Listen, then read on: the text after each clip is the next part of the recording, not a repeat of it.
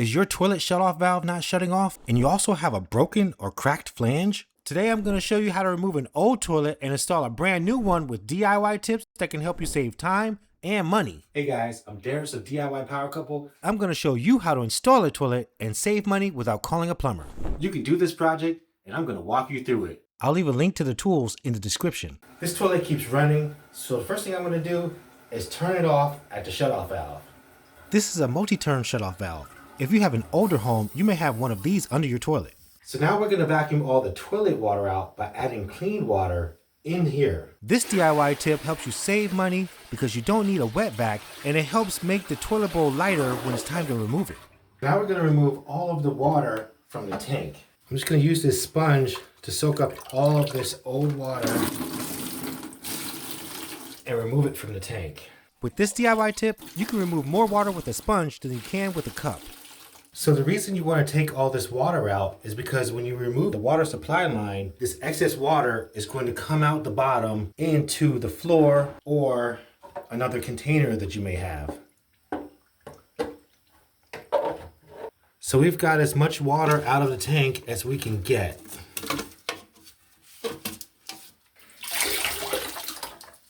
Water's still coming out, so we're going to turn off the water to the house so that we don't get water all over the floor. That means our shutoff valve is bad, and we're going to replace the shutoff valve to the toilet. In our house, the shutoff valve to the water is right here. I'm in the garage. Do you know where your home's water shutoff valve is located? Let me know in the comments where it's at. So now that we turn off the water to the house, there's no more water moving inside of the tank. Now I'm going to use this adjustable crescent wrench to remove the top part of the supply line from the tank.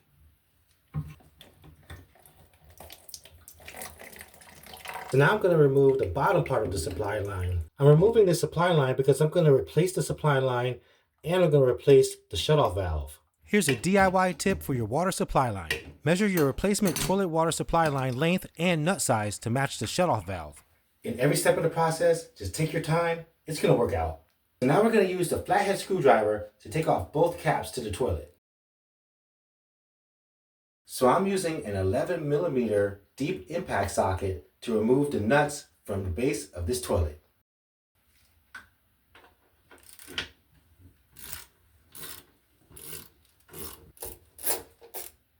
Now we're going to use the utility knife to cut the caulk from the base of the toilet.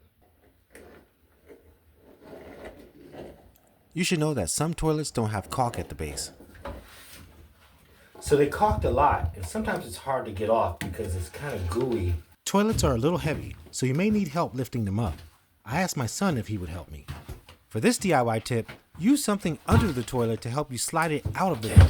And if you need to make it lighter, take it out in 2 pieces. You can remove the tank, then the bowl. So now we're going to clean up all of the residue that came from the caulk and plug up the hole. After we remove the old wax, we discovered that our toilet flange is cracked. Don't worry, we're going to show you a DIY money-saving repair of how we fixed it.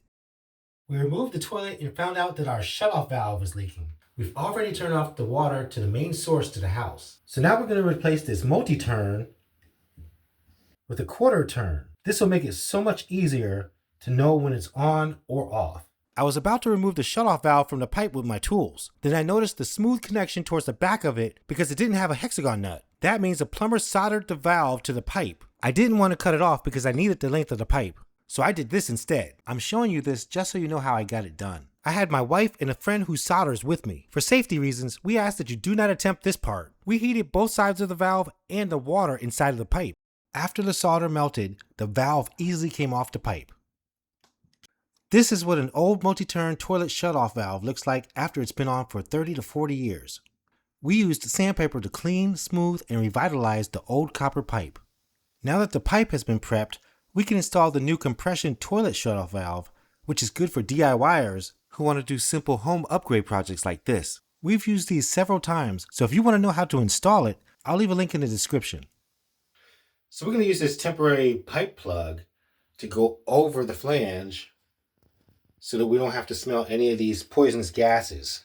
So you place it down, hold the red part right here with your fingers, and then you turn clockwise until you start feeling it get a little bit tighter. And then you can take your hand away and keep turning. There you go. It's done. Back to our toilet flange. We noticed that it was repaired before with a half metal flange ring. The left side was cracked and missing. The flange was not fully secured to the floor. It was missing a few screws, and the flange was lower than the tile flooring. Now we know why we had so many problems with the old toilet shifting. I'm going to share with you a DIY game changer. This saved us hundreds on plumbing repairs. We purchased the toilet flange extension kit to set the new flange at the right height for the toilet. Make sure that the toilet bolt holes on the side are lined up with your toilet before you set and stabilize the new flange on top of the old flange. To ensure that your bolts are lined correctly, you should know your toilet's rough end measurement. The rough end is the distance from the finished wall, not the baseboard, to the center of the toilet flange. This means you should set the flange so the closet bolts are at 3 and 9 o'clock. The term is called clocking the flange. The main reason we picked this kit is because it also comes with long screws to help you install the new flange on the old flange and the surface so that the new flange is fully supported for the toilet.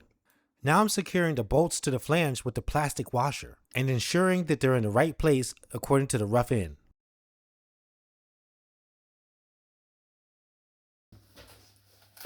Some toilets come with a wax ring, but I chose a larger wax ring because I wanted to make sure the toilet had a strong seal after doing all this work. Now you can place the wax ring in the center of the flange. It creates a seal that helps keep toxic gas from seeping into your bathroom. Place tape on the floor outside of the toilet area to make it easier for you to see where the bolts should be aligned when you place the toilet back on the flange. I wish I knew this DIY tip several toilet projects ago. Have you ever tried lining up bolts under your toilet without any markers? It can be very frustrating, especially with a heavy toilet. The tape will guide you to the right place. You can literally see the wax creating a seal. You may want to lightly rock the toilet base while it's on the wax ring and flange to ensure that it is completely grounded, stable, and level. This will create the seal between the toilet and the wax ring. Place the plastic washer on the bolt first, with the writing that says "this side up." It's often included in toilet installation kits, and it holds the decorative bolt cap onto the bolt after the toilet is tightened. Next, add the metal washer and then the nut. Hand tighten the nut and ensure that it is completely tight. Then tighten the nut with pliers or a deep impact socket. Be firm yet gentle so you don't crack the base. Now use the hacksaw to remove excess metal from the bolt so that it will fit underneath the plastic cap. You may have to clean off some metal residue before you install the caps. Just push down until you hear it snap on. Take note of the rubber seals on the bottom of your tank and the location of internal components on your toilet because the size and part locations vary based on the brand and size of your toilet. Install the tank onto the back of the toilet with the metal bolts going through the back end. Make sure the rubber seals are in place so that the water will not leak out once you begin to tighten and everything is in place. I placed one hand inside of the tank and pushed down on the rubber seals to extend the rubber screws through to the nuts. And I hope this will help you as well. For this toilet, we're going to place a metal washer on each of the 3 rubber seals, then screw on a nut and tighten them to the base. This socket wrench made it much easier to tighten the toilet bolts. That made everything much easier to tighten with my tool. Now you want to install the water supply line to the shutoff valve. It's always a good idea to hand tighten it first and then use a wrench or pliers to fully tighten it. Make sure it's nice and snug so that no water will leak out. Hand tighten the top part of the water supply line to the bottom part of the tank. Now tighten it with your tool. Pop open the back brackets on the slow close seat cover with your fingers and place it on the seat. Grab the seat cover hardware and place the tuck flaps inside of the seat cover. Push them deep into the seat crevice to keep the cover from sliding forward. Take the large metal screws and place each one in the top seat cover bracket. Now attach the large plastic nut to the screw at the bottom and twist clockwise until it's tight. I used my power drill to tighten it just a little bit more, but you can use a screwdriver. Good job, you installed a new toilet. Now for the moment of truth. Let's turn all of the water back on and check everywhere for water leaks. Now we'll let the water fill up in the tank. Everything looks good. I hope these DIY tips for your toilet installation helped you. Now let's give the toilet a flush. Remember, you can DIY too. Thanks for watching to the end. If you want to see more DIY home improvement videos like these, give us a like, share with your family and friends, and subscribe to the channel. We'll see you in the next video.